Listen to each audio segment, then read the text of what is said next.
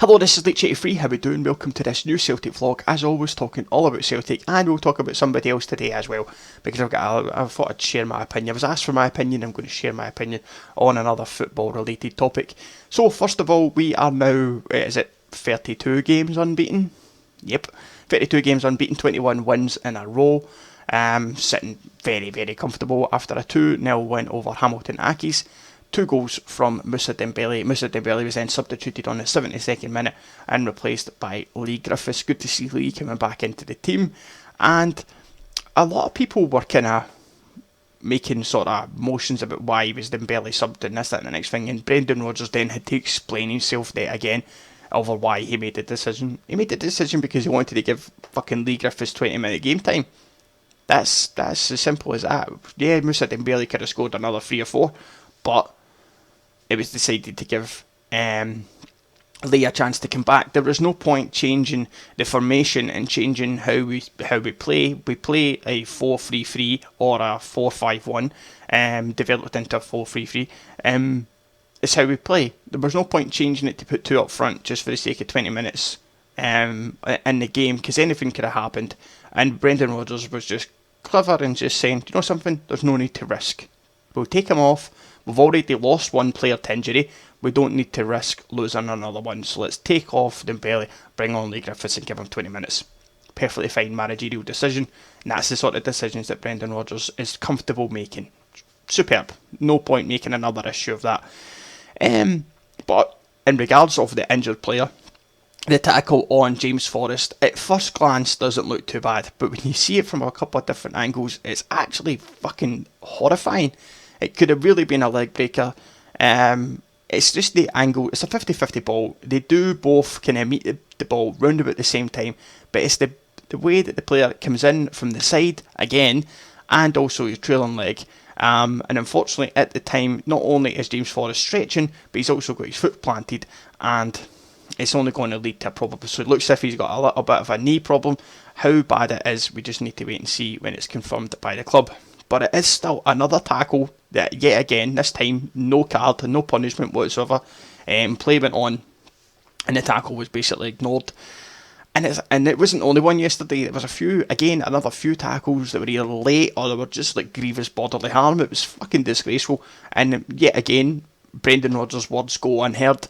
However, if he'd said something about a fucking team that can't even meet second place in the league, that were supposedly going for something that they've never had before, that gets taken out of context, and he would be completely like, how Brendan, just name us the second team, who is the second best team in the league? And he's like, look, you media hack bastards, I'm not answering your questions the way you want me to. The best team in Scotland is us. We'll let the rest fight it out. That's all he needs to say. That's all it is, because we are statistically the best team in Scotland. That is it. There's no fucking getting away from that. We're not going to be involved in any arguments over who else needs to be beaten. We'll get ready for our next game, which is on Wednesday against Inverness, which is a fucking hellish trip for a midweek game. But hey ho, you just need to deal with what's in front of you. But to constantly have to remind referees, mate, you've got a fucking card in your pocket and a whistle in your mouth for a reason. That's a foul. That is a fucking foul, and that is a yellow card at least. Some of the tackles, as I say, just don't appear to be getting punished in any sort of shape or form. And it's not just the Celtic, it's just the Scottish referees in general are just a fucking joke. And it's been continuing for too long now. And the fact that the referees don't get punished and the referees don't get questioned on the things that they do, and that managers are considered to be in disrepute whenever they do say something against them, that is the biggest problem. That is what the problem is. So the problem isn't just the referees, it's the FA as well, not doing enough about it to protect the players. Now, that's at the end of the day what it's all about. Are we going to have another fucking John Kennedy before they realise we need to do something? Because that's what it's going to come down to. One of these players are going to get seriously injured, they're going to be out for a fucking substantial period of time, or they're going to be fucking injured for life before they say, oh, maybe we should do something about these refs. Maybe the net refs needs to be looked at. But the fact of the matter is, the tackle on James Forrest was on the halfway line.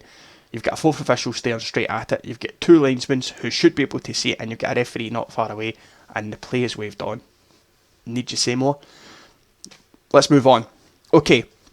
We'll talk about another football team now. and that is Leicester City. Now, Leicester City made a decision to relieve their greatest ever manager, potentially one of the greatest ever managers. I will throw Martin O'Neill into that hat. He did win them their first ever trophy. But to win the Premier League with a team the size of Leicester City is something that the man, if he was British, he should have been fucking knighted for it. The fact he's Italian makes him stubborn, and that's unfortunately what has cost Claudio Ranieri his job. And being in the face of an Asian family or an Asian collective who have decided to relieve Mr. Ranieri of his duties for whatever reason they fucking deemed to be the reason. A lot of people were trying to say it was disharmony in the dressing room, it was this, that and the next thing, it was a player revolt that got him sacked and this, that and the next thing. If that is true, and if it ever came out to light, all the players have dismissed it, by the way, but if it ever came out that the players were behind Claudio Ranieri being sacked, they should all fucking hang their heads in shame and never kick a ball again for that club, because he made them the fucking players that they are right now. I don't give a shit what Riyad Mahrez, and nobody heard of fucking Riyad Mahrez until they signed. In fact, I'm pretty sure that guy had a fucking bounce game with St Mirren a few years ago. That's how shite he was. Claudio Ranieri seen something in him, signed him for him, and he became a fucking sensation.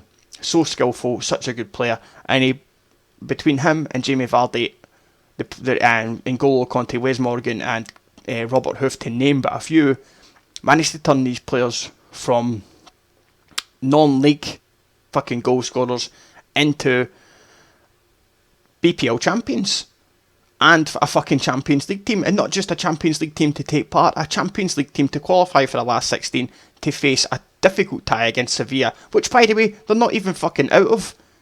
They're not even out of. The return game at the King Power Stadium, if Leicester City by any means won that 1-0, they're through. They're through to the last 8. Why would you fucking sack a manager? Tell me why would you fucking get rid of the manager that got you to that position?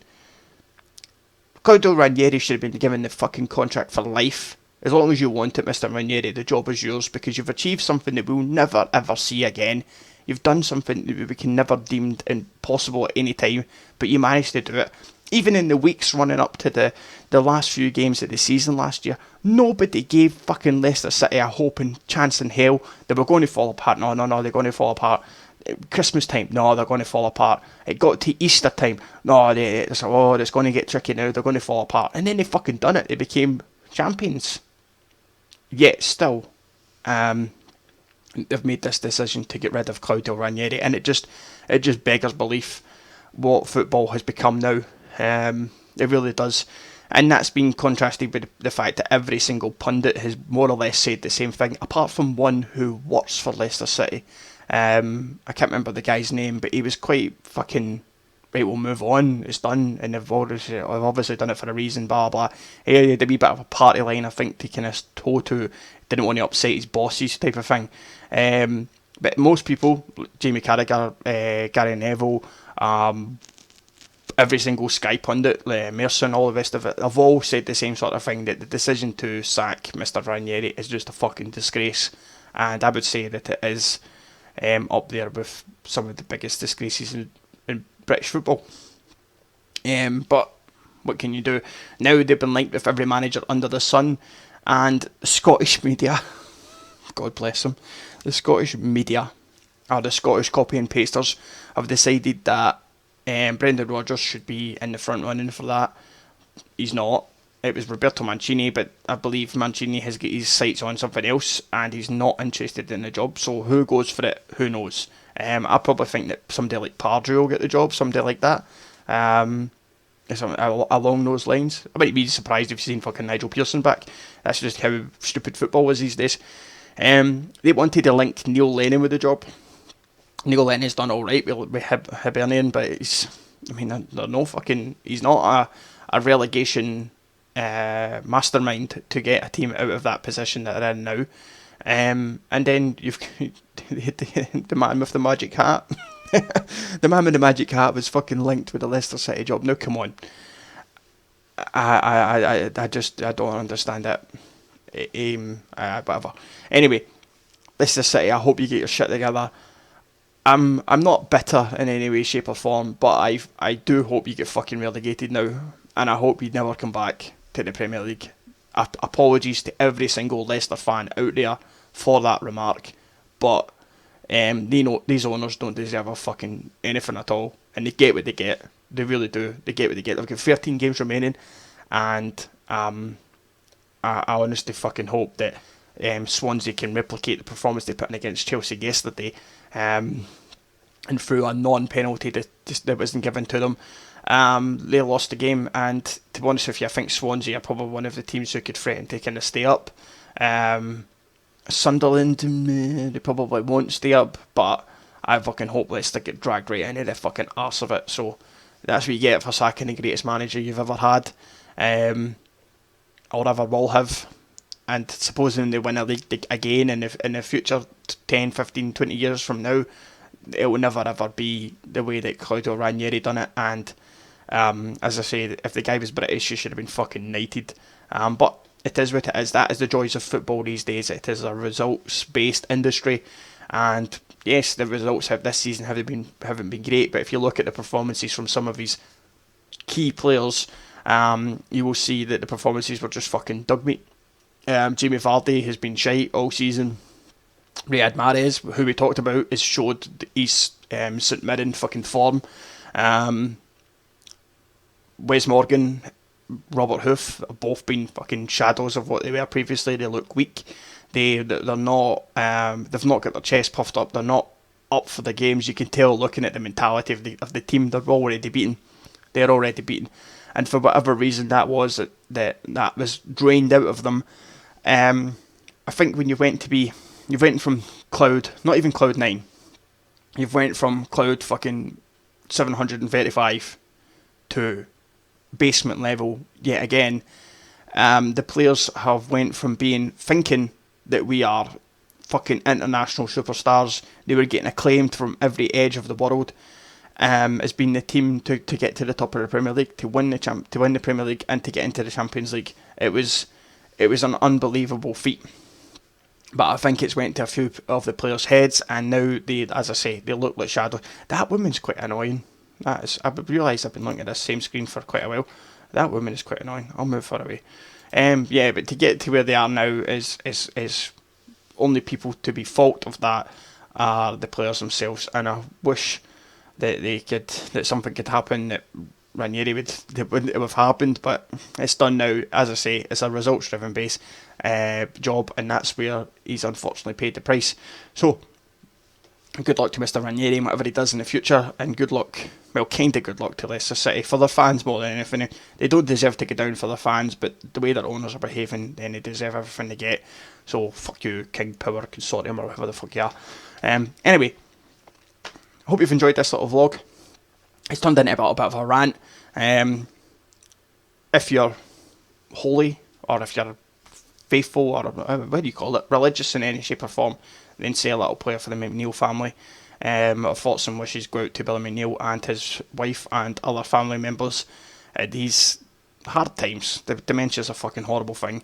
So, all the best to Caesar and his family, and hail hail. Sorry to end on a sad note, but I just thought it was worth a mention. So keep Billy McNeil and his family in your prayers, and I'll catch you next one. You take it easy.